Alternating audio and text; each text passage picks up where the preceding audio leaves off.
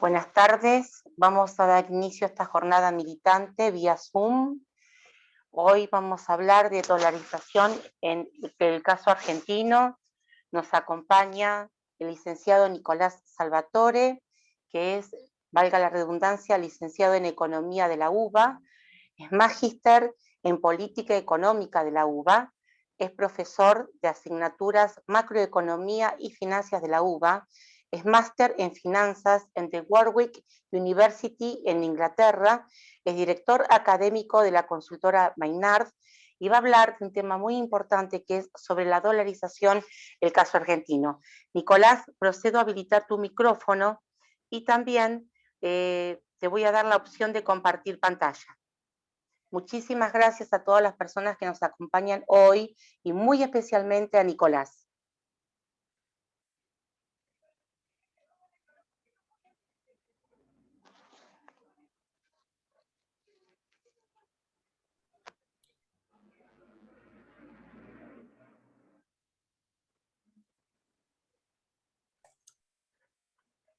Nicolás, te pido que habilites tu micrófono, por favor.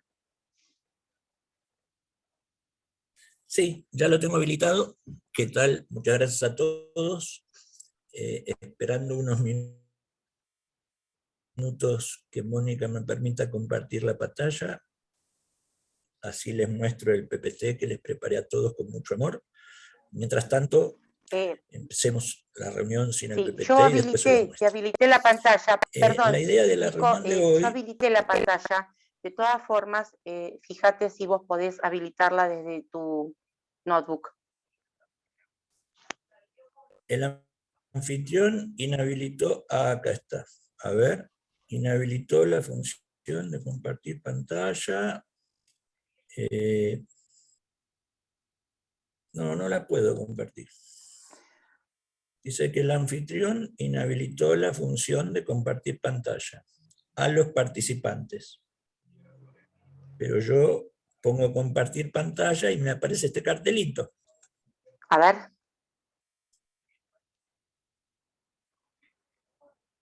Vamos a probar.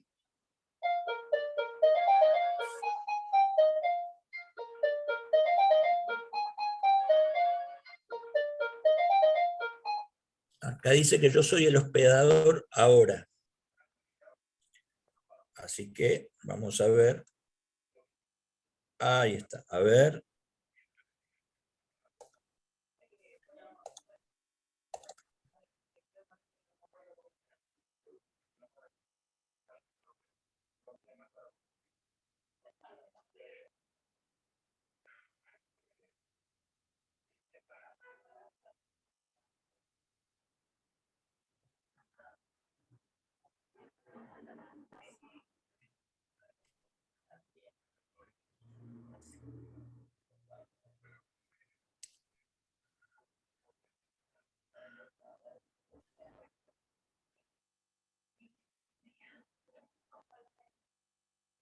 Ustedes no ven la pantalla compartida, ¿no? ¿Hola? Sí, empezó la función de compartir pantalla porque es un tema, ahí está, es un tema de tu móvil, de tu dispositivo. De todas formas, si te parece, podés empezar la disertación y después presentamos el PPT, ¿te parece? Habilita tu micrófono, por favor, Nicolás. Está habilitado. ¿Vos me escuchás? Ahora sí. Sí, se te escucha, pero se entrecorta. Ahora sí. Bueno, vamos a dejar de compartir pantalla y lo hacemos sin el PowerPoint. Mala suerte. A ver.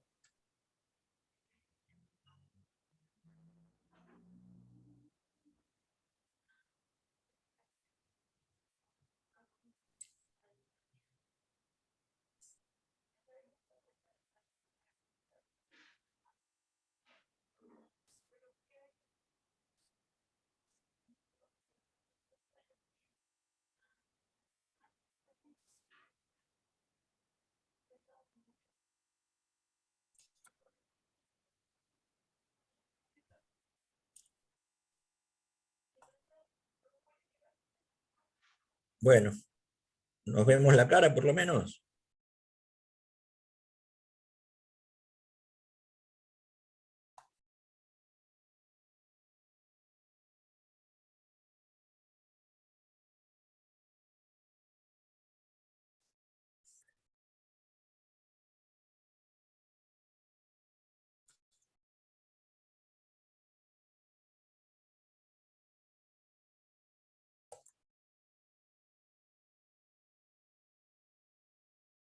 Tu dispositivo.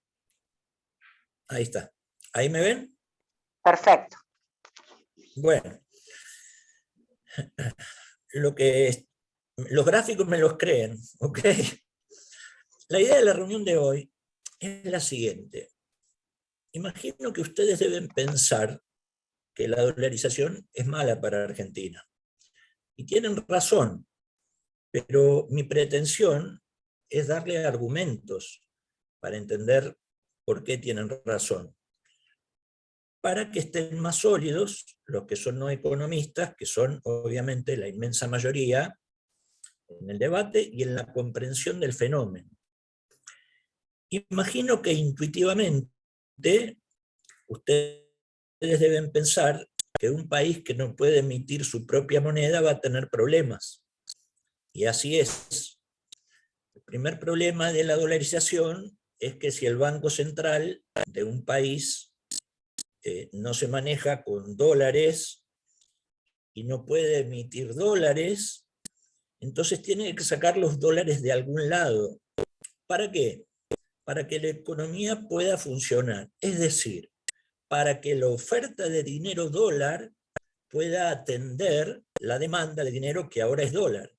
La demanda de dinero se compone de la demanda transaccional más lo que Keynes llamó la demanda especulativa. Es decir, la economía necesita dinero para hacer circular las mercancías, es decir, la economía real, y el mundo financiero, tanto los bancos como los mercados de capitales, necesitan dinero para realizar sus transacciones financieras. Es decir, ninguna economía funciona sin dinero. Ahora bien, si el Banco Central no puede emitir dinero, la pregunta es, ¿de dónde saca la oferta de dinero? La respuesta es del sector externo. Y esa respuesta tiene dos partes. La parte virtuosa sería que lo obtenga de su comercio exterior, que consiste en dos partes.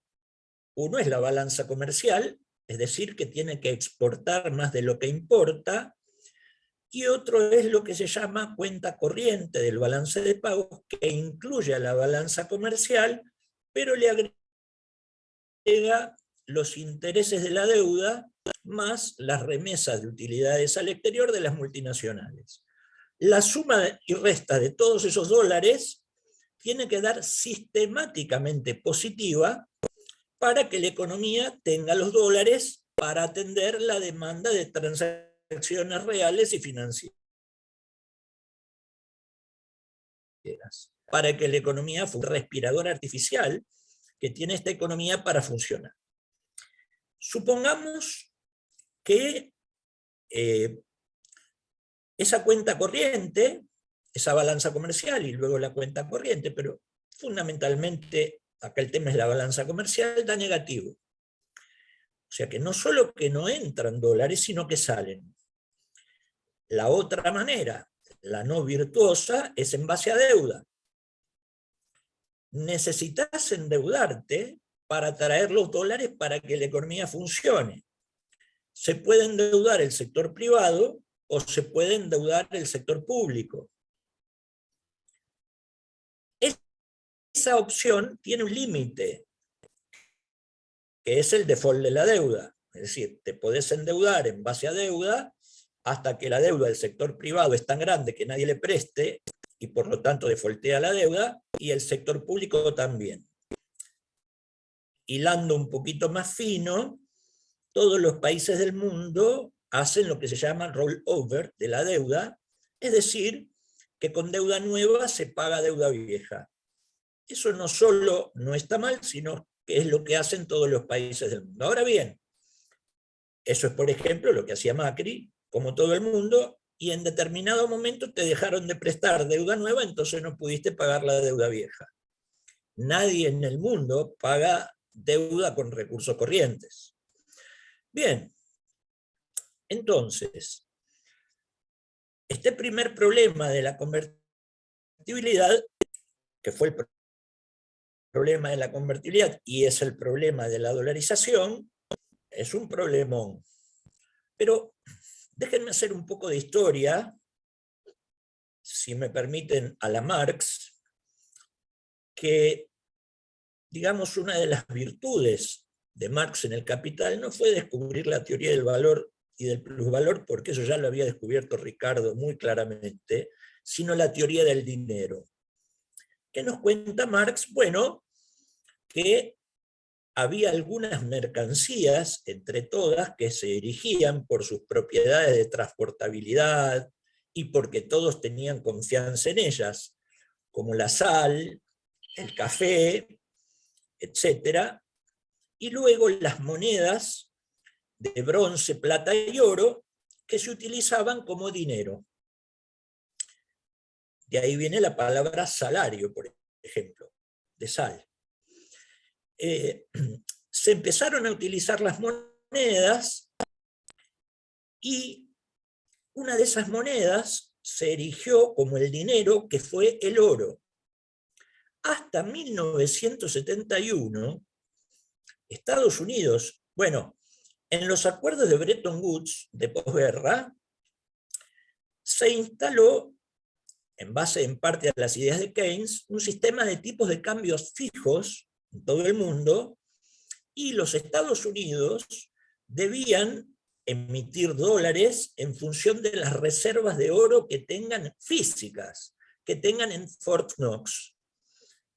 Es decir, eso se llamó patrón oro, que hubo en diferentes momentos de la humanidad, y por lo tanto, el oro servía como dinero y, como en la antigüedad, el dólar era la moneda. Para países emergentes, como la Argentina, en la convertibilidad, el dólar era el dinero y la moneda era el peso.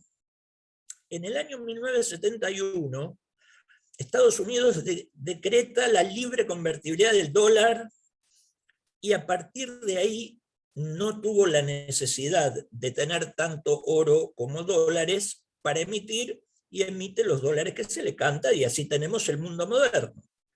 Es decir, el mundo moderno no funciona con el patrón oro desde 1971.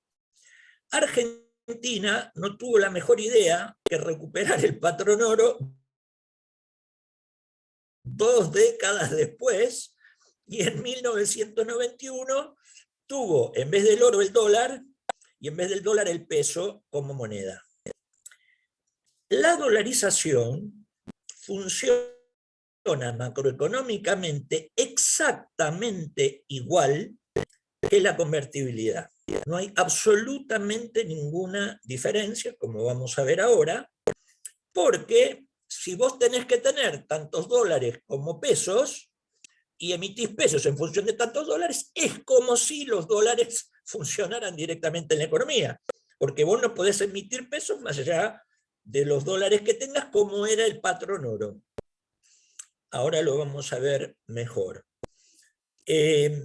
Solo que la dolarización es aún peor, porque vos de la dolarización no podés volver. Imagínate una sociedad 10 años, 20, como Ecuador, funcionando con dólares. ¿Quién te va a comprar un peso después? De hecho, Correa, cuando llegó a Ecuador, algún economista le sopló en la oreja como yo y le dijo: esto es una calamidad, va a terminar mal. ¿Qué problema tuvo Correa? Quería sacarla la dolarización, pero no podía, porque la consecuencia de sacarla iba a ser mucho peor que la de seguir. Es decir, la diferencia con la convertibilidad es que ahora cerraste la jaula y tiraste la llave. Pero bien, vamos al funcionamiento de la cosa. ¿Qué es el dinero entonces? Si el dinero no es más el oro para el mundo, ni el dólar para nosotros, fuera de la convertibilidad. El profesor Olivera, el padre, uno de los padres, si se quiere, de la economía argentina, maestro de mis maestros, dice que el dinero es un ente que cumple sus funciones. Es decir, medio de pago, medio de crédito y reserva de valor o ahorro, ¿sí? Es decir, si vos usás cualquier cosa que tenga confianza en la sociedad, tal que lo reconozca como dinero, si cumple esas tres funciones, eso es dinero. Es decir, en términos de la teoría económica, les voy ayudando algunas palabritas de economía y se las explico, así mejoramos un poquito el vocabulario. Lo que no tiene la dolarización en su modelo es lo que se llama cláusula de escape, que es lo que no tenía la convertibilidad y debió haber tenido. ¿Cuál sería la cláusula de escape? Y bueno, si ocurren tales y cuales cosas, subimos la paridad 1 a 1. Por ejemplo, el efecto tequila. Es complicado, porque ya tuviste 4 años de una sociedad en dólares, en primer lugar. En segundo lugar, recuerden ustedes que en la convertibilidad no solo había una regla, había un juramento de fe que nunca en la vida y por nada del mundo íbamos a salir de la convertibilidad, como recordarán. Entonces, tener una cláusula de escape en esos modelos es complicado. Recuerden ustedes que Cavallo, cuando advirtió que esto iba muy mal, tarde, en 1997, quiso hacer una canastita de monedas, ¿se acuerdan? ¿Qué hacía la canastita de monedas? En vez de la convertibilidad estar atada al dólar, iba a estar atada al dólar, al euro, al yen, etc. Y esa era una manera de devaluar un poco. A los 2 días se tuvo que retractar, porque había una sociedad endeudada en dólares.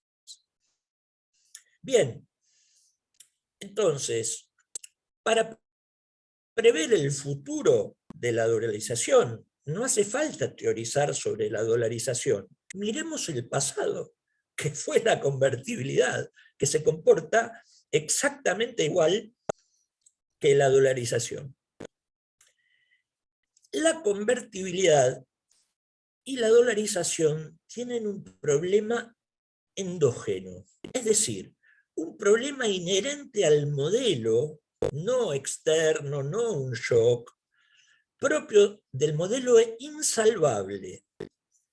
Es decir, ustedes escucharán por la tele que muchos economistas se oponen a la dolarización porque no tenemos los dólares suficientes. Bueno, sí, perfecto, obviamente. Si no tenés los dólares suficientes en el central como para abastecer toda la oferta de dinero, tal que atienda toda la demanda de dinero, no podés dolarizar. Pero ese no es el problema. Porque si vos me decís que ese es el problema, yo te digo, mira, maná del cielo, 100.000 millones de dólares, ¿harías la dolarización? Mi respuesta es no, de ningún modo, porque ese no es el problema. Ese es un problema coyuntural. La dolarización, al igual que la convertibilidad, en la cual tenías los dólares, es otro, y es este problema endógeno que les voy a explicar ahora. Pero bien, si ustedes me creen que la convertibilidad es igual a la dolarización por unos minutos, porque ahora les voy a explicar por qué es igual, ¿cómo terminó la convertibilidad?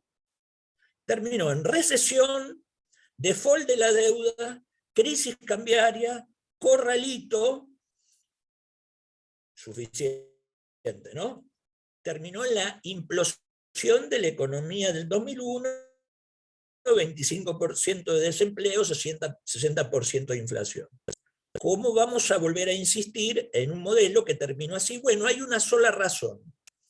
Pensar que ese modelo terminó así porque Menem gastó mucho, porque hubo factores exógenos, como por ejemplo la política económica, por ejemplo haber aumentado mucho el gasto público, que hicieron que la convertibilidad fracase. Eso es falso. sí, Menem habrá gastado mucho, también había una recesión endógena de la convertibilidad que disminuyó la recaudación impositiva, ambos construyeron un déficit fiscal que llevó a la deuda. Pero como les voy a mostrar ahora, si no hubiera déficit fiscal, habría que inventarlo, porque el sector privado no proveía los dólares y la convertibilidad necesita dólares. O sea que fíjate vos qué paradoja, que necesitas deuda y vas a endeudarte cuando tenés déficit. Bueno, igual el punto es otro. El punto es que aunque hubieras tenido superávit fiscal, el modelo hubiera implosionado igual, tal como ocurrió en otras economías.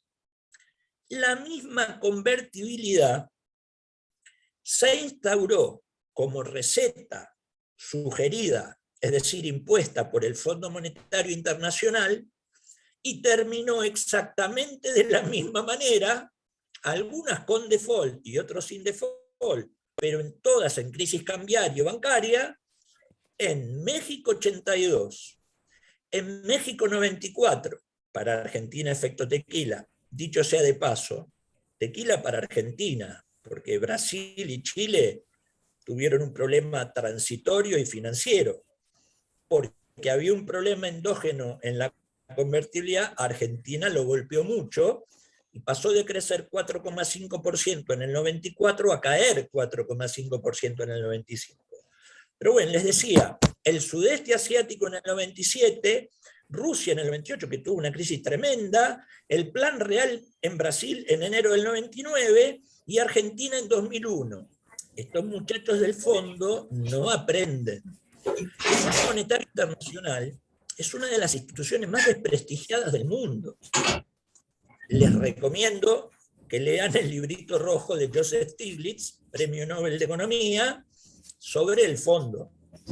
Dice cosas tales como, tipo dio clase en las mejores universidades del mundo, y dice, nunca un alumno de primer nivel de mis clases fue a trabajar en el fondo. Claro, ese tipo se queda en la academia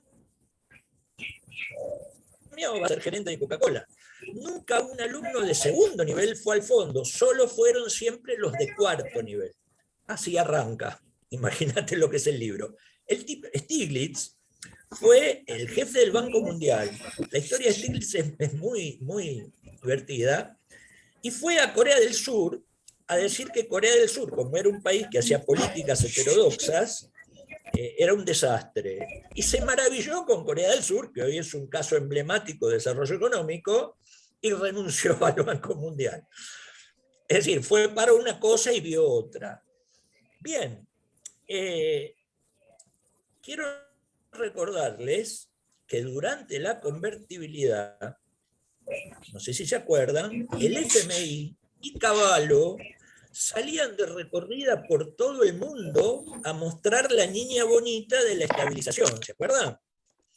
Bien, luego de la convertibilidad, el Fondo Monetario dejó de recomendar convertibilidades fracasadas a lo largo de 20 años en muchos países emergentes, les conté los más importantes, y luego recomendó la libre flotación, que es otro gran error para economías como la Argentina. Y les voy a dar un ejemplo.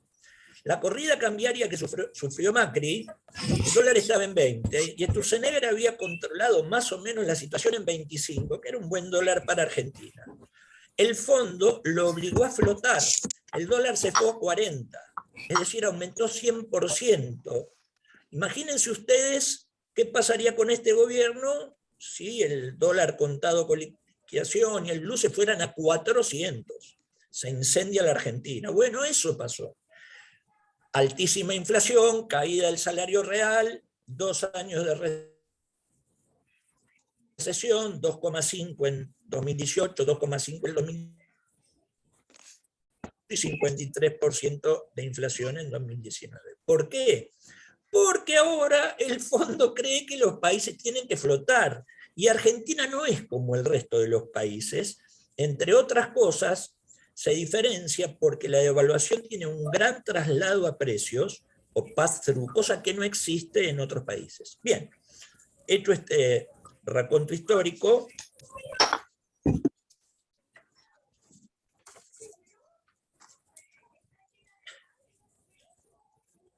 ¿Cuál es el problema endógeno del que les hablaba?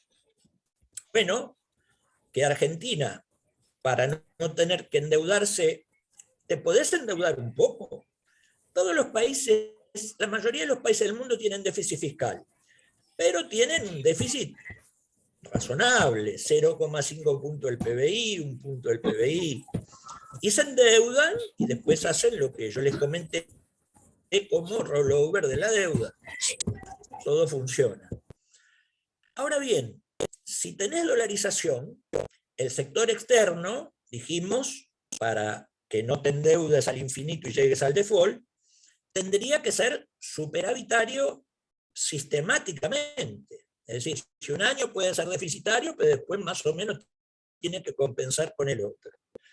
Entonces, lo primero que nos tenemos que preguntar es si Argentina está en condiciones de tener superávit externo, cuenta corriente del balance de pagos, repito, la balanza comercial más los intereses de la deuda, más las remesas de utilidades al exterior de las multinacionales, básicamente es eso.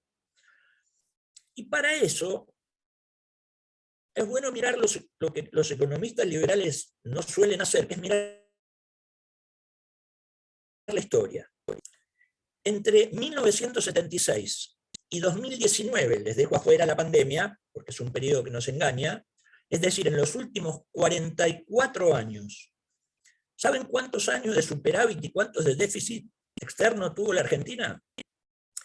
Tuvo 32 años de déficit externo y solo 12 años de superávit, de los cuales 8 años fueron como consecuencia de una anomalía que no se vuelve a repetir, que es la crisis del 2001. Es decir, recuerden ustedes que el dólar se fue a 4, después se estabilizó en 3, y gracias al dólar alto que tuvo Néstor, entonces, con un dólar alto es más conveniente exportar que importar, y eso nos dio superávit. Es decir, que si te digo 32 años de déficit y 8 de superávit, perdón, y 12 de superávit, de los cuales 8 fueron fruto de una anomalía, te diría que tuvimos 4 años de superávit externo en 44. O sea que a priori, te diría que para dolarizar la economía tendríamos que nacer de nuevo. Bueno, ese es un problema mucho más importante que no haya dólares hoy, porque lo que les estoy mostrando es que sería altamente probable que no tengamos dólares mañana. Pero ese no es el problema endógeno del que les hablaba, este es el problema histórico. El problema endógeno es el siguiente. Vamos, qué pena que no puedo compartir pantalla. A ver, voy a hacer un... Bueno, está bien. Me lo creen de chamullo. ¿Sabes qué, Mónica? Después les paso el PPT. Les pasas vos el PPT, ¿te parece? Nicolás, ya que vos haces unos segunditos, te interrumpís ahí tu alocución, fíjate si podés apretar el botón del medio. Te decía que después les paso el PPT. Está bien, pero yo te volví a habilitar la pantalla. ¿De nuevo? Sí, fíjate si podés apretar el botón del medio que dice habilitar pantalla. No, entonces no es un tema, bueno, no entonces después los haremos llegar y lo discutiremos. Compartir pantalla y me aparece el anfitrión, inhabilitó la función de compartir pantalla de los participantes. Bueno, no, y está habilitado, pero no importa. Después es fácil, los hacemos llegar. Muchas gracias. ¿Qué pasó en la convertibilidad? Ustedes lo van a recordar. El mérito de la convertibilidad fue en 4 años converger de la hiperinflación a la inflación internacional. Es decir, entre abril del 91 y diciembre del 94 bajó la inflación. Entonces, pusimos el tipo de cambio 1 a 1. El tipo de cambio no se movió y la inflación bajó, pero tardó 4 años. Al tardar 4 años, acumuló un 60% de inflación.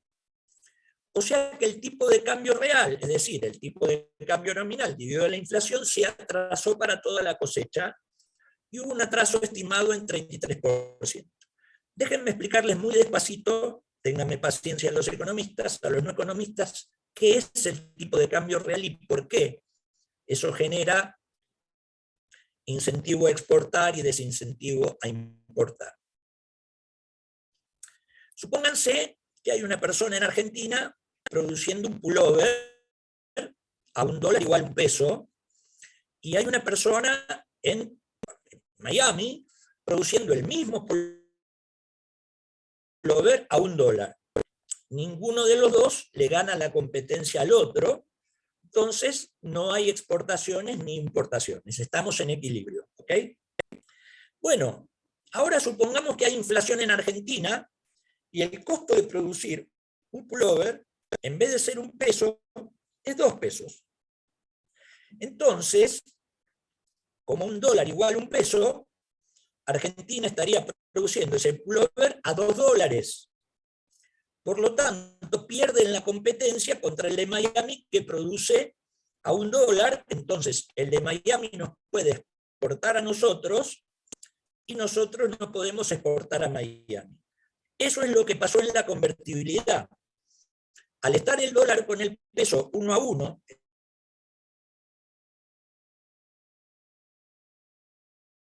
el tipo de cambio nominal, y haber 60% de inflación acumulada, te quedó un tipo de cambio atrasado como el cuentito que les acabo de contar de los pullovers. Ese atraso cambiario hizo que sistemáticamente a lo largo de toda la convertibilidad haya, a partir de ese atraso cambiario, un incentivo a tener déficit externo.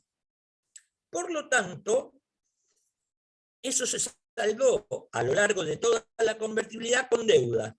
En la primera parte de la convertibilidad, hasta el efecto tequila, esa deuda la proveyó el sector privado, en parte por la deuda que vino a las privatizaciones y en parte al mercado de capitales, y como recordarán, gracias a ello se recuperó el crédito y la economía argentina creció a tasas recontra chinas del 10% anual hasta el 94%, que subió la tasa de interés de la Fed, bueno, no importa. En la segunda parte, después del 1995, de la convertibilidad, el sector privado no trajo más dólares y empezó a haber déficit fiscal, pero si no hubiera déficit fiscal, si no hubiera habido que inventarlo. Porque vos tenés un problema con los pesos, que es el déficit fiscal, pero tenés un problema con los dólares. Y es que lo necesitas para respirar. Ok, fuimos al default. ¿Qué pasaría? Ahora no tenemos peso. ¿Por qué es igual a la convertibilidad a la dolarización? Suponete que hoy dolarizás la economía. Bueno, vas a tardar en que la inflación baje de 60% a la inflación internacional. Si no estás en la inflación internacional,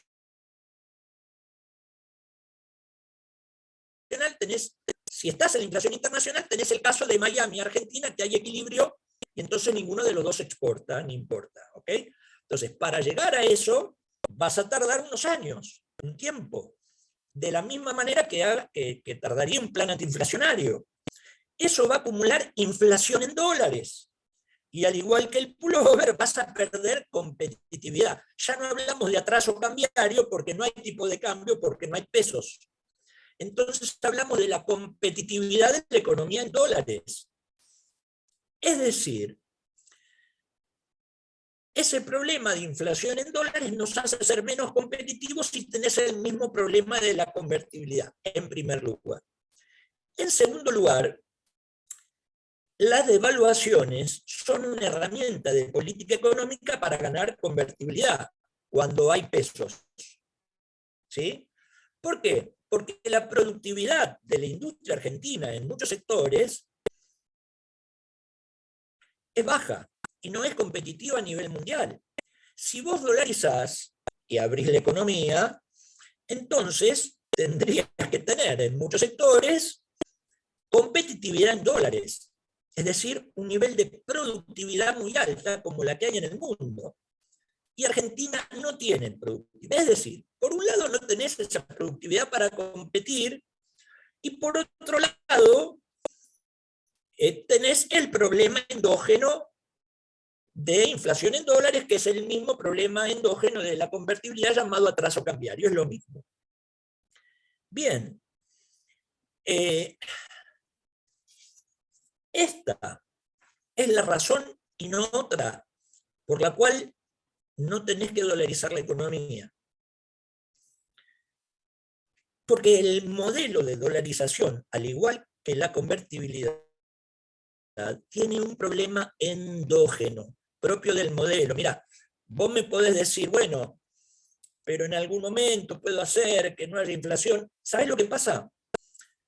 Porque vos podés decir, bueno, supongamos que entramos a la dolarización con un tipo de cambio muy competitivo, es decir, alto, de manera tal que cuando me lo baje la inflación, quedemos en una, que esa inflación en dólares no se coma la competitividad y quedemos competitivos. Eso no lo podés hacer, porque precisamente lo que te hacía competitivo es dolarizar hoy. Y si dolarizas hoy, de la misma manera que pusiste la convertibilidad hoy, se te va a acumular una inflación en pesos en la convertibilidad y directamente en dólares en la dolarización. No hay modo que nos vaya bien con la dolarización. Este es el problema. El problema no es a qué tipo de cambio entras hoy, si tenés dólares en el Banco Central, etcétera, etcétera. Ese es otro problema. Y el problema tampoco es un problema fiscal, porque en los casos en los que yo les dije en la historia, hubo casos que fueron a una crisis del modelo con déficit fiscal y otros fueron con superávit fiscal. Por lo tanto, el déficit fiscal de Menem fue un problemón, pero un problema adicional. Podrías haber tenido superávit fiscal y el mismo problema, como pasó en México 82, en Rusia, digo, y en otros países más. Ok, entonces, el primer problema que nos va a generar un sistema de dolarización es que si no tenés los dólares, vas a ir a una recesión porque la economía no va a poder funcionar. Entonces, un sistema de dolarización funciona, como diría Martínez de Oz, disciplinando a la economía. Es decir, para no tener inflación, tengamos la recesión que haya que tener. Eso es la dolarización. El segundo problema es que la deuda pública y privada que te solucionaría el problema tiene un límite, una cota superior, que es el default.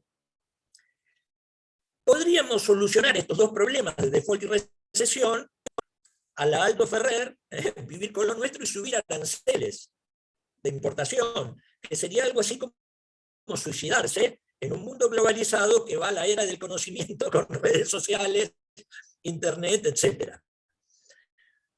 No parece ser el camino vivir en el atraso. Y ahora,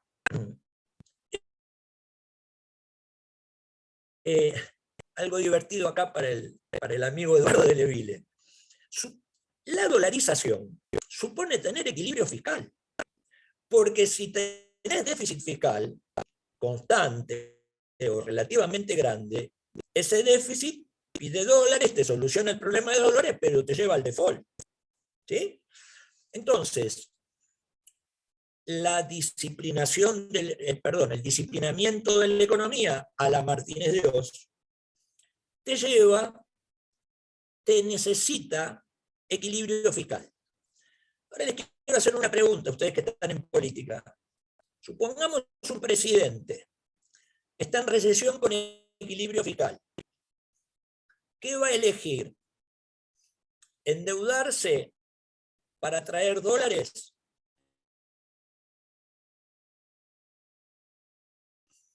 ¿O perder las elecciones? Endeudarse para traer dólares. Y ahí estamos en un problema. Y díganme ustedes, los gobernadores y los intendentes que no pueden traer dólares y están por perder las elecciones con equilibrio fiscal, ¿qué van a hacer? Emitir cuasimonedas. Pero no tengas ninguna duda que van a querer ganar las elecciones, generando un déficit fiscal provincial, emitiendo cuasimonedas e inyectando dinero en la economía para que la economía crezca en las provincias y ellos no pierdan las elecciones. Entonces, yo diría que un cuarto problema es que tenemos que tener una disciplina fiscal enorme, y entonces la siguiente pregunta es, ¿podemos tener la dolarización? ¿Disciplinará la economía a la Martínez de Dios o no? Bueno, recurramos a la historia. Acá el amigo de Leville no me va a dejar mentir. Entre 1976 y 2019, prepandemia, es decir, 44 años, hubo superávit fiscal en 8 años y déficit fiscal en 35 años. Me refiero a déficit fiscal global, porque eso es lo que nos demanda dinero dólar.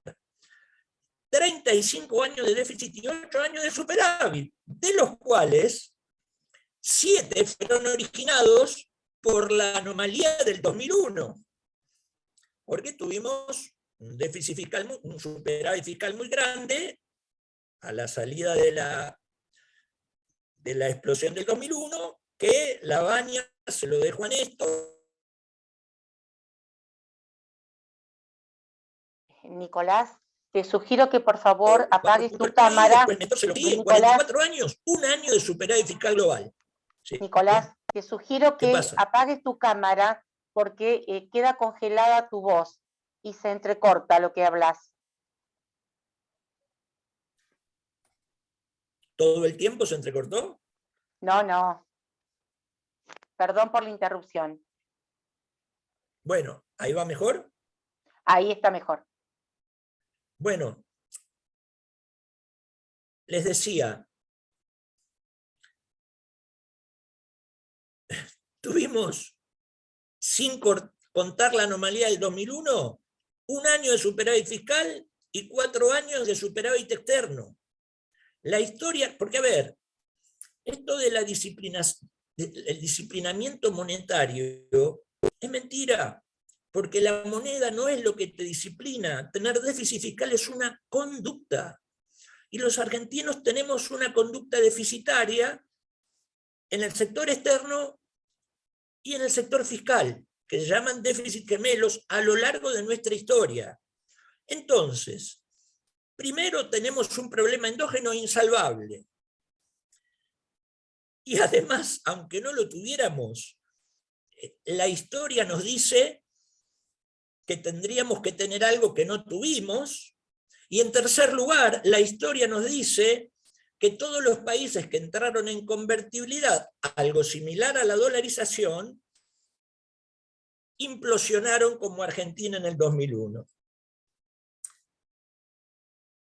A ver si ahora me pueden ver y escuchar, que toqué algo.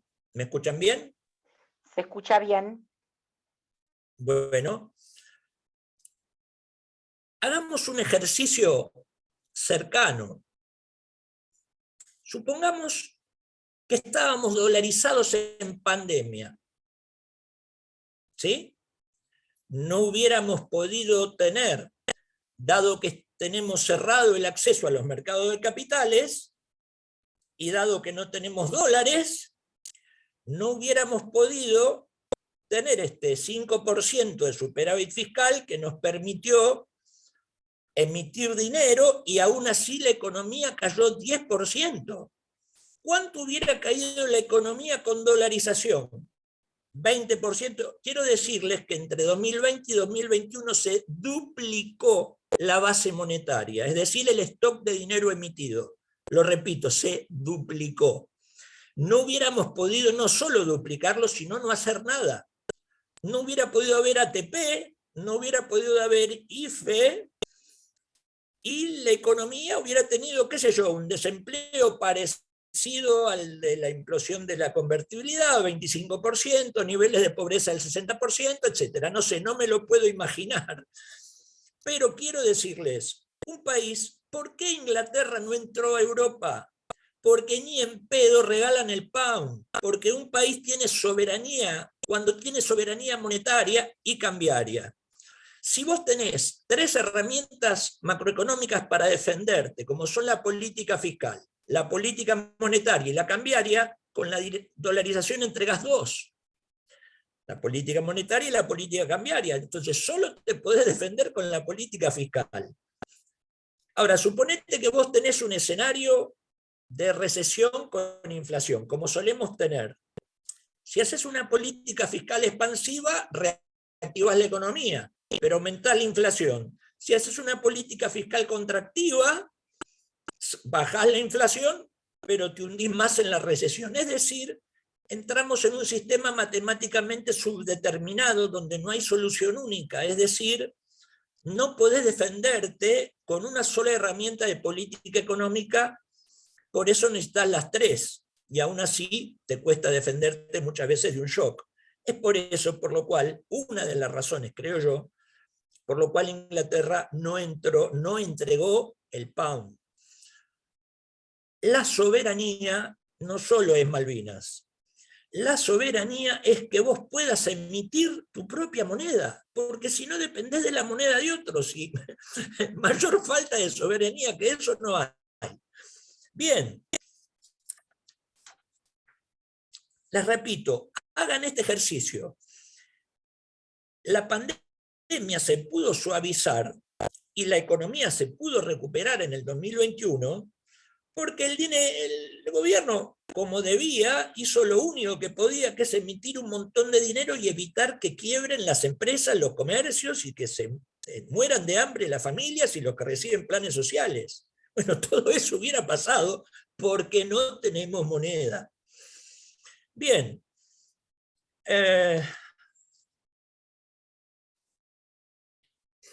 No quiero ahondar en esto, pero les recomiendo para el caso argentino los trabajos del profesor Julio Olivera y del profesor Roberto Frenkel para entender que, al menos en Argentina, la inflación no es un fenómeno monetario.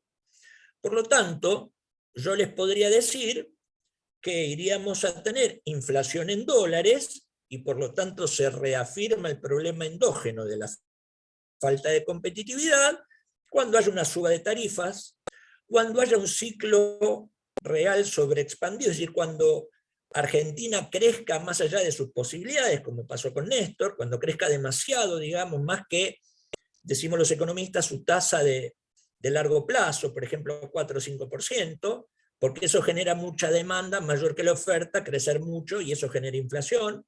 Ahora es inflación en dólares.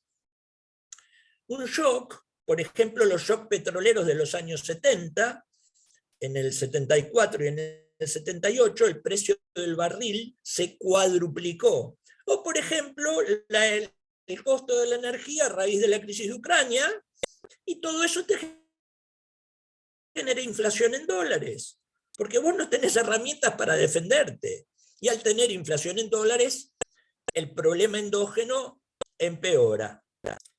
Entonces, ¿qué nos deja la dolarización? Tenemos un menú de calamidades a elegir, que son una recesión crónica por falta de dólares, el default de la deuda pública y privada, la emisión de cuasimonedas, o vivir con lo nuestro, o una mezcla de todas las opciones anteriores. Países que hicieron la convertibilidad o dolarizaron eligieron algunas opciones del menú. Por ejemplo, la convertibilidad eligió recesión en 1995 y 1999 hasta el 2002, default de la deuda pública y privada, emisión de cuasimonedas, a la que deberíamos agregar, post-2001, la crisis cambiaria y bancaria que terminó con el congelamiento de depósitos. Es decir, proponer la dolarización implica, primero, desconocer la lección que nos dejó el problema endógeno de la convertibilidad. Segundo, olvidar los fracasos históricos de estos modelos en 20 años de historia impulsados por el FMI. Y en tercer lugar, sería necesario observar los países que han dolarizado sus economías para ver cómo les fue. Le digo qué países hoy han dolarizado sus economías. para ver si queremos pertenecer a esa liga. Zimbabue, Timor Oriental, Palaos, Micronesia, Islas Marshall, Ecuador, El Salvador y Panamá. A Panamá, vamos a los 3 países latinoamericanos, los demás asustan, ¿no? Digo, ¿a esto no queremos parecer? ¿O queríamos ser como Australia y Nueva Zelanda? Panamá es un país que tiene el dólar hace un siglo y no nos sirve de referencia mucho.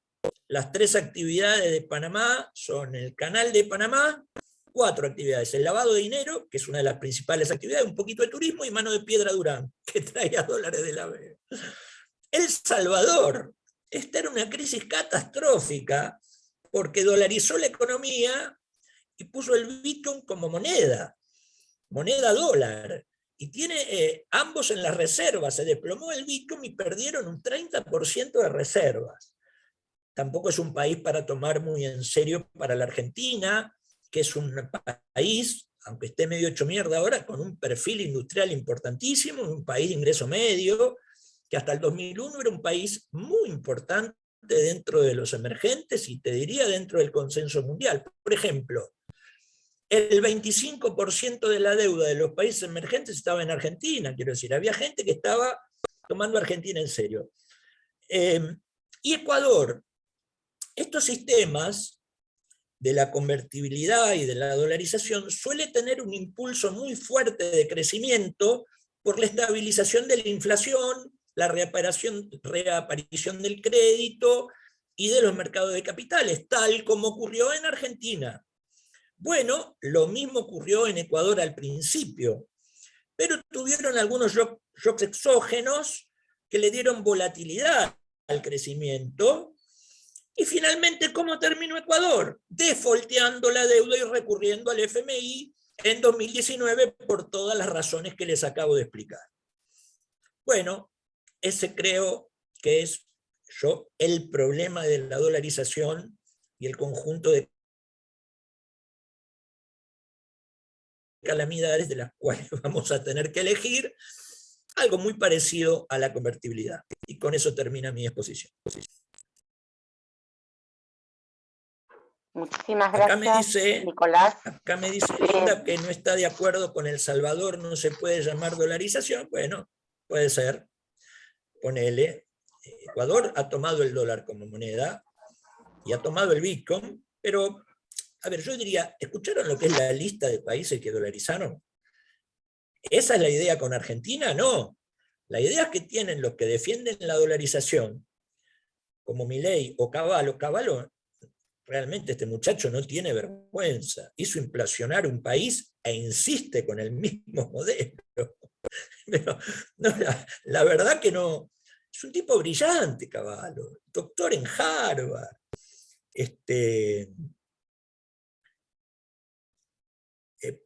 Acá, por favor, profesor, explique por qué Robert Mandel se cortó. El Bitcoin es una moneda tan fuerte como el dólar, no me parece que pueda meterse en la misma, termina bolsa. Linda te llamas, ¿no? El Bitcoin no es una moneda.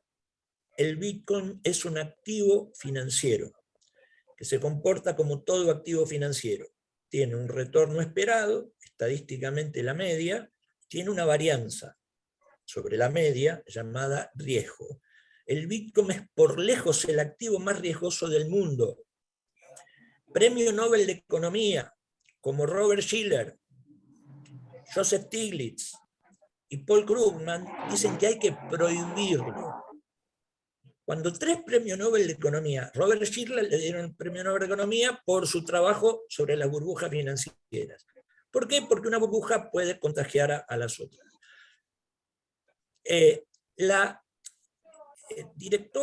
presidenta de la Reserva Federal de los Estados Unidos, luego secretaria del Tesoro, dice que el sistema más, Linda, si me seguís mandando mensajes no te puedo responder, más ineficiente para realizar transacciones es el Bitcoin. El Bitcoin es un activo financiero que en Argentina valía $60.000, en pocas semanas, meses, pasó a valer $30.000, volvió a valer 60, ahora vale 30. No hay ningún activo financiero que se comporte en el mercado de esa forma. La única explicación que hay es que hay pocos jugadores que se ponen de acuerdo para vender y para comprar, y mientras el Bitcoin en realidad está siempre en 60, los tipos ganan con la volatilidad. Atrás van los pobres compradores a perder una fortuna si los agarra mal parados. Es decir, tenés que tener la bola de cristal para saber dónde va a estar el Bitcoin. Y finalmente, el minado del Bitcoin, es decir, la producción del Bitcoin, consume mucha energía en un mundo que va a ahorrar energía. O sea, y finalmente, además de este riesgo de corto plazo, tiene un riesgo de largo plazo, y es que muchos países lo quieren regular, con lo cual se acabó el Bitcoin. Es decir, El Salvador tomó el Bitcoin, me parece que no me escuchaste, Linda, las reservas de El Salvador cayeron 30%. George Soros dijo, cuando con el Bitcoin se pueda pagar salarios va a ser una moneda. Y es así. Vos no, ¿para qué se usa el Bitcoin? Para tener guita negra. Entonces, fíjate que la gente compra, por ejemplo, querés saltear el cepo cambiario, estás en un sistema internacional como PayPal, desde ahí compras Bitcoin y los traes a la Argentina, y te salteaste el impuesto solidario, etc. A ver, si desenganchamos el patrón dólar, ¿cuál sería el respaldo para la impresión de pesos? Dice Oscar. Oscar, al igual que el dólar no tiene respaldo, vos tenés en Argentina un juego con el dólar. Entonces, acá hay dos cuestiones. Primero, vos tenés que emitir pesos en Argentina en relación a la demanda de dinero, es decir, la oferta tiene que ser igual a la demanda. La razón por la cual hay inflación en Argentina hoy es porque la oferta fue mucho mayor que la demanda, porque duplicaste la base monetaria. No confundamos esta relación respecto de la relación de pesos y dólares. Mucho más que los dólares, entonces van a ir a comprar dólares y va a subir el dólar. Es decir, no es necesario que sea 1 a 1, va a haber alguna paridad entre pesos y dólares. Bien, ¿qué más? Nicolás, ante todo agradecerte la brillante disertación que acabas de darnos. Voy a hacerte algunas de las preguntas que quedaron sin responder porque me facilitaste el trabajo. De Linda, su hijo Jordi, 19 años, está acá en el Zoom, pero pregunta a través de su mamá Linda Ortega, si no hubiera déficit fiscal, ¿estarías a favor de la dolarización? Bueno, no, es lo que acabo de explicar en toda la disertación. El problema no es fiscal, es que te faltan los dólares, el problema es externo. El problema fiscal, además, hace que tengas que tener una disciplina fiscal que nunca tuvimos. Bárbaro. Después, aquí está Pancho, dice, profesor, cuando terminó su conferencia, creo que dijo no dolarizar, con lo que coincido, pero dijo que hay que hacer algo parecido a la convertibilidad. ¿Cuál sería su propuesta? No, creo que me entendiste mal. Hace toda la disertación dije que la dolarización es igual a la convertibilidad y que no hay que hacer ninguna de las dos cosas. ¿Cuál es mi propuesta? Hacer una sana política económica, cambiaria, monetaria y fiscal para bajar la inflación y hacer un plan antiinflacionario. Tenemos 60% de inflación, no tenemos hiperinflación. Va a costar trabajo porque la economía tiene serios problemas. Tenemos una carga impositiva muy grande, tenemos un sistema previsional que va al colapso si sigue como está, tenemos cepo cambiario, tenemos una inflación alta, estamos con poco crecimiento, etcétera. Pero lo que hay que hacer es lo que hacen todos los países cuando tienen inflación, hacer un plan antiinflacionario. Roxana Mendoza. Quedarte Perdón. sin moneda, porque tenés 60% de inflación, es como matar un murciélago con un misil. ¿Okay?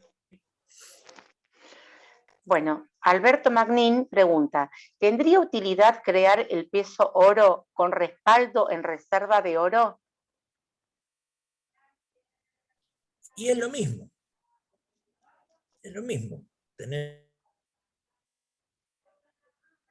el dólar o el oro. El tema es si tenés una convertibilidad o flotás.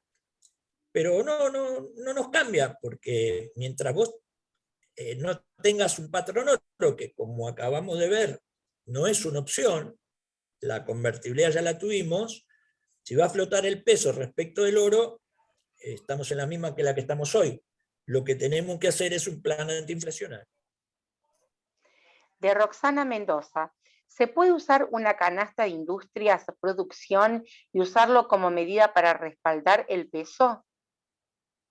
No entiendo qué sería una canasta de industrias. Te hago llegar la pregunta tal cual está en el chat. ¿Se puede usar una canasta de industrias, producción y usarlo como medida para respaldar el peso?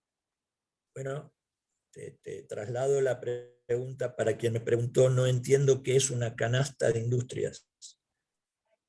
Decirle que me lo explique, que me quiso Sí, le vamos a decir y pedir le respondo. a Roxana Mendoza si por favor en el chat puede ampliar. Me Dice de aclara. todas las industrias, aclara. Dice todas las industrias acaba de agregar. Pero las industrias no producen moneda. ¿Qué sería una canasta de las industrias? Para respaldar. ¿Para respaldar qué? Claro, es un poco ambigua la pregunta. Yo creo que si acá A lo ver pone si te para respaldar el entendí. peso. Y yo Lo que te me querés comento, decir, lo que me querés decir es que tenés que emitir pesos para que atiendan la producción de las industrias. Bueno, yo te diría que eso es lo que pasa en todos los países normales. Para atender a la producción de las industrias, el campo y los mercados financieros, es lo que se llama demanda de dinero. Si vos emitís oferta de dinero tal que atienda la demanda de dinero y no más, no hay inflación. ¿Sí? bien, ¿Qué es lo que Manuel, está intentando hacer Guzmán en el medio del caos en el que vivimos? Tratar de ir achicando el déficit fiscal para que la emisión de dinero no supere en mucho la demanda de dinero. A ver, ese es el principio de un plan antiinflacionario. Como la inflación no tiene un origen monetario solamente, tenés que hacer también otras cosas. Pero sí, una política sana tendría una pata monetaria que es no emitir dinero tal que sistema financiero mediante se transforme en oferta de dinero que es mayor a la demanda de dinero. Digo, sin ser esto una hipótesis monetarista, si emitís un montón, una montaña de dinero, tal que vas a tener. Manolo Narambuena de Neuquén. Respecto a la balanza comercial, ¿hay algún estudio del monto que significa la remisión de utilidades de capitales extranjeros y sobre el negocio de los narcos, que a la postre también se paga en dólares o euros? No te escuché bien, repetime un poquito más alto. ¿Cómo no? Respecto a la balanza comercial, ¿hay algún estudio del monto que significa la remisión de utilidades de capitales extranjeros y sobre el negocio de los narcos, que a la postre también se paga en dólares o en euros? Bueno, obviamente sobre el negocio de los narcos no hay estudio porque no se sabe. Pero sí, sobre la remisión de utilidades, más que un estudio, simplemente figuran en la cuenta corriente del balance de pagos. Pero ahí yo te diría, en una economía normalizada, que no es un problema porque generalmente las multinacionales vienen acá a exportar y de vez en cuando invierten. Entonces generalmente son más los dólares que traen de los que se llevan, porque vienen a exportar. ¿Sí? En una economía normalizada no suele haber un problema allí. ¿Sí? Bien. A ver, te lo digo de otra manera. el mundo se pelea por capitales extranjeros, por lo que se llama inversión extranjera directa. Porque vienen, invierten, te generan empleo y exportaciones. Es una virtud, no una calamidad. ¿Sí? De Chichito Núñez, ¿cuánto poder político tendría que tener un gobierno nacional y cuántas provincias deberían responder al mismo programa para achicar el déficit? Hay quien lo propone. ¿Es por ahí o estoy muy equivocado? Bueno, Macri había dejado el déficit primario en 0,4, es decir, sin los intereses de la deuda, o sea, y había acordado con las provincias reducir paulatinamente ingresos brutos. O sea, no es que no se puede. Como les mostré, tenemos una cultura deficitaria en Argentina.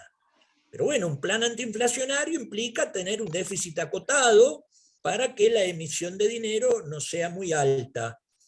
Posible es, y de hecho es parte de la política antiinflacionaria y de las políticas sanas que hace un país. Los países suelen tener un déficit fiscal acotado para que no pase esto, pero además tienen acceso a los mercados de capitales y por lo tanto financian esos déficits con deuda y no con emisión de dinero inflacionario. La otra pata de la respuesta sería: no tenemos ingreso a los mercados de capitales. Pero es buena la pregunta. Si miramos la historia, tenemos una conducta fiscal muy mala. Ya les dije la cantidad de años que tuvimos superávit y la cantidad de años que tuvimos déficit. Bueno, Nicolás, no hay más preguntas. Desde el Movimiento Nacional de la Militancia Radical queremos agradecerte muy especialmente tu participación hoy en este Zoom. Realmente fuiste muy conciso, muy sucinto, muy bien abarcado el tema. Para quienes no entendemos tanto de economía, nos diste una muy buena clase sobre dolarización en la Argentina. Te invito a que formes parte de la segunda parte de esta jornada militante que se hace todos los viernes desde el inicio de la pandemia, ahora cada 15 días, en la que se abre el debate político, y ahí sí las personas tienen 5 minutos para hacer uso de la palabra. Le voy a dar la palabra al correligionario Jorge Wandelow, que es cofundador del MNMR y es también integrante de la Mesa Ejecutiva Nacional de nuestro movimiento. Nicolás, como siempre, este señor. Mi respeto y mi aprecio de Escuchame siempre y mi cosita reconocimiento. más. Decime. Muchas gracias. Una cosita más. Yo esto lo tengo escrito en 5 paginitas, bastante fáciles, creo yo, para un no economista, así que te las paso y las haces circular. Perfecto. Si a vos te interesa, entonces te pido que por favor... Básicamente en la exposición de hoy. Perfecto. Yo te indico entonces, si te parece, a que en el chat, por escrito, nos indiques tu mail para toda aquella persona que también se quiera comunicar y vos se lo reenvíes. Si no, yo me comprometo a que me lo pases y hacerlo circular. Quedamos en contacto y cualquier consulta económica, acá estoy. Te lo paso por chat, por WhatsApp. Dale. Un abrazo y muchísimas gracias, Nicolás. A ustedes, todo lo mejor. Muchas gracias. Gracias, muy amable. Jorge Jorge Wandelow, no, a vos. Jorge Wandelow, te pido por favor que habilites tu micrófono. Gracias.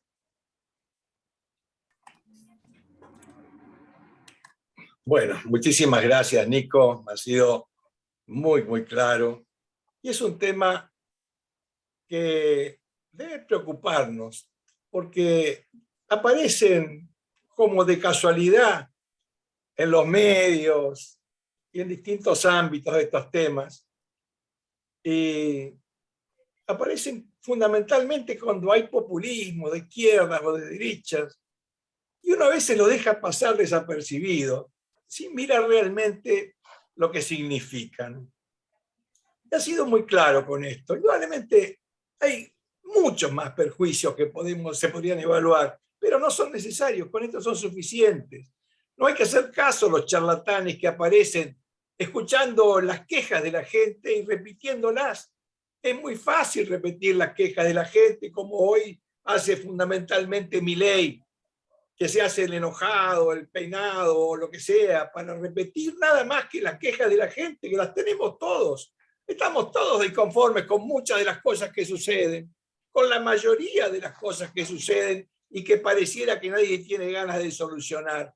Pero tampoco hay que aprovecharse de esas situaciones que nos perjudican a todos los argentinos. Hay que buscar soluciones en serio, no demagógicas. Y eso es lo que está pasando.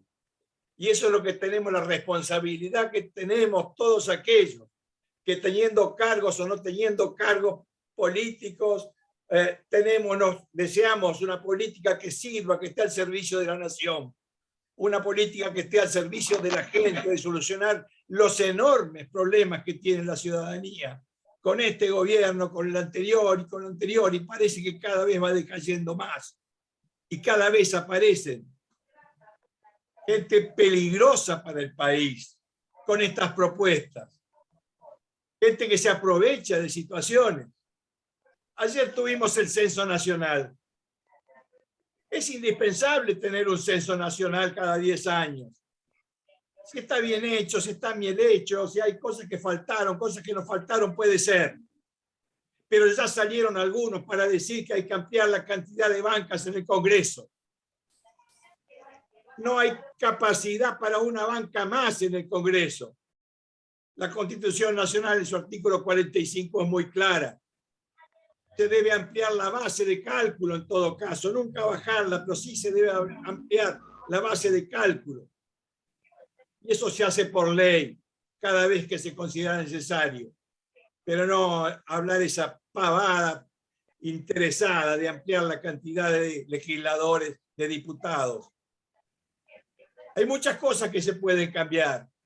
Hay muchas cosas que es necesario cambiar, que es indispensable mejorar. Es indispensable mejorar el funcionamiento de los poderes. Indudablemente que es necesario cambiar, porque la gente va perdiendo el sentido de lo que significa la democracia. Va perdiendo el sentido de lo que significa el valor de las instituciones de la República, cuando estas instituciones se sirven solamente a intereses mezquinos. Y por eso, Nico, te agradezco mucho tu aclaración sobre este tema.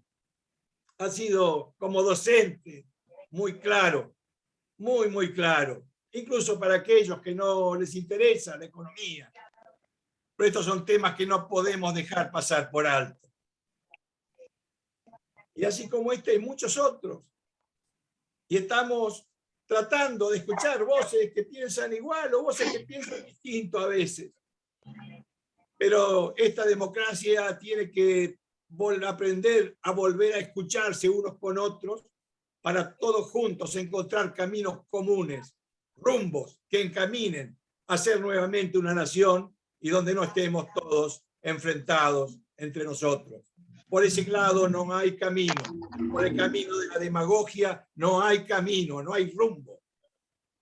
Así que busquemos cómo podemos dejar de lado rencores pasados y buscar juntos todos aquellos que no somos fundamentalistas o no somos corruptos, que son los únicos que deben quedar afuera, cómo podemos buscar esos puntos en común que nos permitan salir de esta decadencia enorme que tanto afecta al pueblo argentino. Muchas gracias, Nico. Muchas gracias a todos los presentes. He visto grandes amigos aquí de casi toda la República.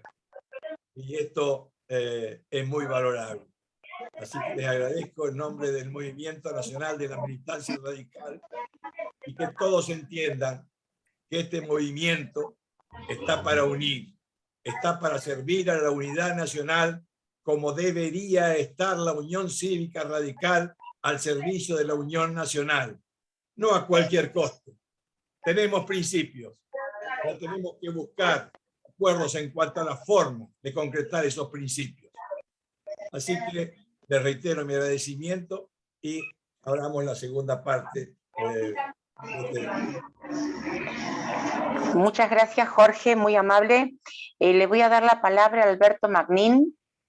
Le voy a pedir que por favor habilite su micrófono, tiene sus 5 minutos para exponer, a los 4 minutos se lo voy a recordar para que podamos seguir con el siguiente, la siguiente persona que desea expresarse. Alberto, por favor, gracias. Sí, Albert, se escucha bien. Adelante. Buenas noches a todos ustedes. Muy buena la disertación de acá del profesor. Y además nos ha echado luz sobre algo que está bastante discutido, y obviamente son pocos los economistas que hay en el país. Entonces ha sido muy claro, muy preciso, y nos ha aclarado bastante el tema. Y claro, no existe una nación sin moneda. O sea, es una forma de destruir una sociedad, es destruir la moneda. Y acá ha habido una operación de pinza sobre la Argentina. Se destruyó la moneda y la educación. Y el resultado es la Argentina actual. Sin moneda, sin educación, sin cultura. Pero siempre se puede salir en la medida en que haya voluntad de la dirigencia política. Obviamente que necesitamos que la salida no sea de Seiza, que la salida sea de la política. Y bueno, para eso estamos nosotros y para eso tenemos que trabajar todos juntos. Entonces, bueno, la propuesta tiene que ser esa, comenzar a trabajar en conjunto. Como dice Jorge Wanderloo, obviamente necesitamos bajar los decibeles y empezar a escucharnos entre nosotros e invitar a las otras fuerzas políticas a ser escuchados todos, porque la mayor distancia es no conocerse, no acercarse de los unos a los otros. Bueno, eso quería significar de que no existe un país sin moneda. Sin moneda es renunciar a la política monetaria. Y no estamos en condiciones de renunciar a nada, a ninguna política. Todo lo contrario. Necesitamos expandir todas las acciones políticas necesarias para recuperar una sociedad que está muy lastimada, muy cansada. Pero eso no quiere decir que no se pueda luchar y hay muchas cosas positivas. Yo creo que sí, que se puede hacer y lo vamos a hacer. Buenas noches a todos ustedes. No quiero abusar del tiempo de ninguno. Y agradecerle nuevamente al profesor que ha sido tan claro y preciso en su disertación. Buenas noches a todos y un gran abrazo. Muchas gracias, Albert, y también por hacer uso correcto de tu tiempo. Muy amable. Manolo Narambuena de Neuquén, por favor te pido que habilites tu micrófono. Gracias. Sí, buenas noches. Quisiera abusar un poco del profesor Salvatore sobre su concepto de que las empresas extranjeras generalmente generan empleo y generan exportación. Yo soy de Neuquén y aquí hay muchas represas hidroeléctricas que en los años 90 Menem las privatizó, concesionó a entidades privadas que en su mayoría eran extranjeras. Eso no era exportación y supongo que casi en la mayoría del país sucede lo mismo. O sea, la remisión de utilidades, nunca supimos cuánto se llevaron cuando nunca exportaron nada. Una cuestión que Terragno ya había advertido allá por el año 1984-1985 en el libro Argentina siglo XXI, de que se debía concesionar o estimular la actividad privada para quienes exportaran, ¿no es cierto?, si era capital extranjero. Aquí se está discutiendo, y hay mucha controversia, y ojalá se generalice en la nación, el tema de toda esta finalización de las concesiones hidroeléctricas que van a operar ahora a partir del 2023, mañana, dentro de un año, y que hay una discusión entre los recursos que si pertenecen a la provincia y pertenecen a la nación, las presas, y hay una discusión tremenda, y no sabemos para qué lado, ni siquiera sabemos la posición de nuestro partido. Yo quisiera, por lo menos, si usted tiene una opinión respecto a esta situación, ¿cómo se puede resolver? Porque obviamente es dólares que se van solamente una empresa, creo que acá en Neuquén, ha dicho que seguiría con la concesión, que está presionando justamente en el ente que se ha encargado a nivel nacional. Son todas las empresas que manejan, y son todas italianas, norteamericanas, chilenas, etcétera, etcétera, etcétera. Gracias, profesor. Bueno, te respondo, sí, por supuesto, esa es una decisión política. A ver, hasta en Estados Unidos hay una ley antitrust, es decir, antimonopolio. Entonces, en los sectores que podés inyectar competencia, te va a mejorar la calidad del servicio y bajar los precios. En los sectores en los que no, tiene que haber regulación del Estado, y para eso no tiene que haber corrupción. Es decir, ahí necesitas decisión política y regulación. Respecto de los dólares, por supuesto, hay que ver sector por sector. Yo me refiero a los servicios públicos, obviamente que Telefónica no importa, porque es un servicio. Me refería al agregado en la balanza comercial. Por ejemplo, Toyota vino acá a fabricar la Hilux, le vende al campo argentino, le exporta, pero no te olvides que además estamos hablando de inversiones y generación de empleo. Entonces, más allá de que Argentina es un país que tiene estos contubernios, que falla en la regulación, que hay corrupción, que no hay competencia, etc., el mundo se pelea por inversión extranjera. ¿Por qué? Porque te generan inversiones, empleo, exportaciones, ¿entendés? Entonces, no somos un país normal, porque acá vienen a llevarse la plata de la abuela, ¿no? Entonces, en el agregado pasa lo que yo te digo, habría que ver caso por caso. Creo que el problema al que vos te referís es un problema eminentemente político, ¿no? Bueno, le voy a dar la palabra a Gustavo Zunino.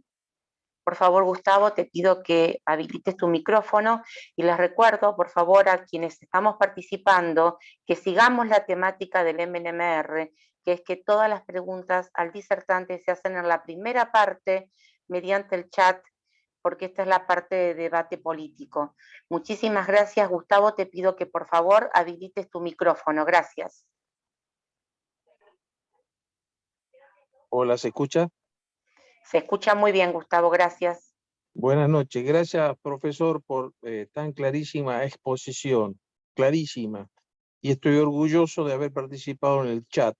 Yo le había pedido a usted una pregunta, porque sé de un tema que usted domina, que es la tesis de Robert Mundell sobre la teoría de las áreas monetarias óptimas, por la cual Robert Mundell, un canadiense de nacimiento, estaba en contra de la dolarización de Canadá, a pesar de ser un país que limita en todo sentido con Estados Unidos al norte y al sur, tienen equivalencia y simultaneidad en el ciclo económico, etcétera. Pero Robert Mundell, sin embargo, se negó, digamos, explicó su oposición a que Canadá en algún momento dolarice su economía con la moneda de Estados Unidos, casualmente por los motivos que usted expuso. Ese es un tema. Claro, y el otro pero tema Canadá es que no tiene dolarización. Canadá tiene dólar casualmente, canadiense. exactamente, Robert Mundell abogó porque Canadá siga con su dólar canadiense, que siempre está un poquitito más abajo que el dólar norteamericano, a pesar que Canadá tiene 90% de sus exportaciones van a Estados Unidos y el 87% de sus importaciones vienen de Estados Unidos. Además que tienen casi todo el límite territorial al norte y al sur, con Alaska y con todo el norte de Estados Unidos, a pesar que tienen simultaneidad en el ciclo económico. El tema es que en Argentina no hay simultaneidad en el ciclo económico, porque cuando en Estados Unidos es verano, en Argentina es invierno, y cuando en Estados Unidos hay cosecha gruesa, en Argentina hay cosecha fina. Eso es lo que explicaba Robert Mundell. Bueno, por lo tanto, su explicación ha sido muy clara, profesor, y lo felicito realmente por ser tan claro en un tema que nadie explica debidamente, porque el tema de la dolarización se ha puesto de moda nuevamente y es la espada de Damocles que hoy tiene la situación argentina, además de todas las otras espadas de Damocles que estamos adeudando y no podemos simplemente solucionar. El otro tema que quería decirle también que la Constitución, en cierta forma, prohíbe la dolarización. El artículo 75, inciso 11. Las atribuciones y facultades del Congreso dice que es hacer sellar y emitir la moneda y darle su valor. El otro problema que hay es exógeno. Usted explicó bien los modelos, el problema endógeno. Otro problema exógeno. El Banco de la Reserva Federal, es decir, la Federal Reserve, prohíbe entregar dólares a cualquier banco fuera del territorio de Estados Unidos. Significa eso, que si nosotros dolarizaríamos, los bancos privados tendrían que comprar dólares en Estados Unidos y venir a venderlos en Argentina. ¿Sí? Lo que implicaría una gran devaluación para la Argentina, con un dólar que sería como 800 pesos a plata de hoy, más o menos. El otro tema es muy sencillo. Esto es muy largo de explicar. El otro tema sería dilucidar cuál sería el límite de la oferta de la circulación de la base monetaria argentina. Porque yo creo que hoy día ni siquiera el Banco Central sabe cuánto es la base monetaria, tal como usted lo explicó. ¿Sí? Entonces, ¿cuántos millones de dólares o miles de billones de dólares necesitamos para cubrir la demanda y la oferta monetaria normal de la Argentina en un país con inflación? ¿Sí? Entonces, no quiero seguir porque se hace muy largo, pero evidentemente su explicación ha sido muy clara. Yo solamente quería aportar algo. Krugman, el premio Nobel que usted nombró también, dice en algún momento, no me acuerdo en qué libro, dice que la economía del siglo XXI está repleta de crankers, que son los escritores de basura académica. ¿Sí? Usted me entiende lo que le quiero decir. Está lleno de esos aventureros que hacen basura académica y que le revientan el cerebro a la gente. Buenas noches, Gustavo, tu profesor, tiempo. muchas gracias. Muchas gracias. Muchas gracias, Gustavo. Buenas noches. Nicolás. Una breve respuesta. Sí, el central sabe perfectamente cuánto es la base monetaria y vos también la puedes saber, te metes en la página del central. Y respecto de Canadá, te diría tan lejos de Dios y tan cerca de los Estados Unidos.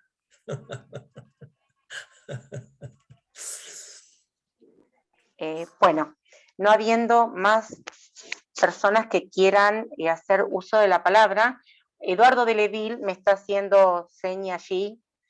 A ver, Eduardo. Tenés habilitado tu micrófono, por favor desmuteate, gracias. Eduardo, habilita tu micrófono. Eduardo de Leville.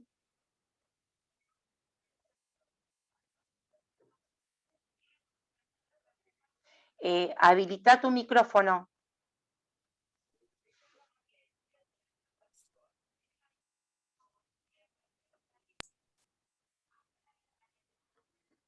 Eduardo. Ahora sí, ¿no? Ahora sí. Bueno. No, quería primero felicitarlo a Nico porque, como siempre, brillante. Además, como dicen los muchachos, preciso y conciso. Esto es muy, muy importante y saludable en un ambiente donde sobran las palabras, pero faltan las ideas. Yo lo que quería recordar, nada más de la exposición de él, porque realmente ha sido plena, que antes de asumir Fernando de la Rúa, tenía, como él lo dijo, la política monetaria y la política cambiaria amarradas por la convertibilidad. Pero lo que no hay que olvidarse, y esto es muy importante, que yo tuve un incidente muy grande por ese tema, es que De la Sota y después Jorge Remes, Lenikov, De la Sota creo que era senador y Jorge Remes era diputado, le pusieron también un pequeño cepo a la política fiscal. ¿Por qué? Porque le metieron el tema de las provincias en el sentido de darle cupo a las provincias y aparte de eso le pusieron condiciones a la política fiscal. El gobierno de Fernando de la Rúa subió absolutamente amarrado en materia de instrumentos económicos. Y ese fue uno de los temas por los cuales prácticamente no tuvo movimiento, y de alguna manera por la realidad que daba la convertibilidad, pero de otra, buscada específicamente por la legalidad de estos dos muchachos que tuvieron ese tipo de comportamiento. Si ustedes lo ven y lo recuerdan, es impresionante ver porque automáticamente ellos pertenecían al PJ, paralelo con las prohibiciones esas. Ustedes deben recordar que en las provincias proliferaban las monedas, las cuasimonedas. Yo justamente te señalaba este comentario por el hecho de reivindicar un poco toda esa zona gris en la cual han sumido al gobierno de Fernando de la Rúa, y prácticamente cómo lo dejaron sin instrumentos.